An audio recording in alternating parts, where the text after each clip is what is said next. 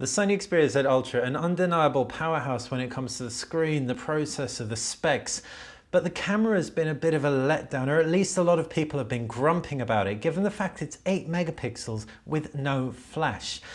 We're here to show you what 8 megapixels with no flash actually means and ways that you can get around this fact. We're going to start off with the Superior Automatic mode, and Superior Auto is going to make a whole bunch of decisions for you. If we pull up close, for example, to an object, we can see it's jumped straight into macro. If we pull away, we can see it's going to pull out of macro and take a general shooting approach to the picture. If we just shoot the white background, it thinks we're going to shoot a document. So it's really, really smart just figuring out the best settings to take the picture with. In addition to that, tap on the intelligent Superior Auto mode button and you can see the rest of the shooting modes available. You've got normal, video camera, burst mode, picture effect, sweep panorama, scene selection, front camera and front video.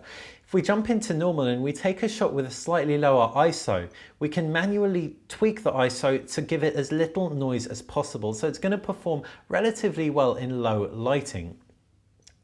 We can also shoot an HDR shot, high dynamic range, so we can get detail through from darks right through to lights. You have to hold your hand very still for this, but once you do, the shots look really charming. Tweaking exposure value, white balance, and a whole host of other things will help you also get the best out of your shot. If we jump through to the picture effects, we can actually see a great way of masking low light shots.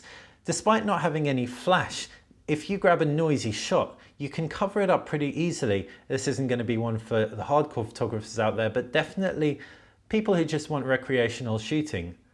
A shot like this will be more than adequate shared to a social network, and it'll also be quite charming as well. You can see that looks pretty neat, giving that hand-drawn sketch impression.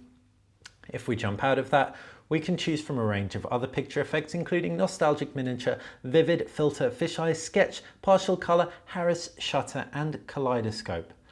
But we're not done. We're almost done. But when it comes to just key detail from that 8 megapixel camera, it's actually pretty impressive. Despite having less megapixels than the Sony Xperia Z, Sony's prior flagship, the Xperia Z Ultra's 8 megapixel camera can pull out more detail.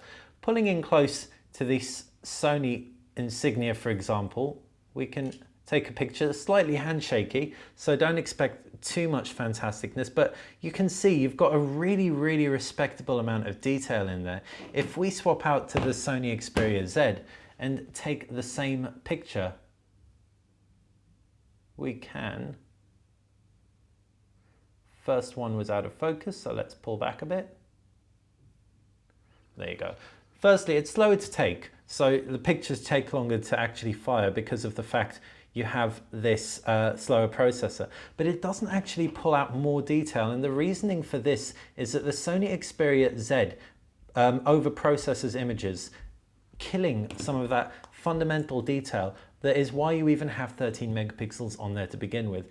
So if you're bummed about the fact you've got an 8 megapixel camera, don't be. If you're bummed about the fact you don't have a flash, there are ways around it. Admittedly, the Xperia Z will be better for nighttime when you do need that flash, but this isn't a lost cause by any means.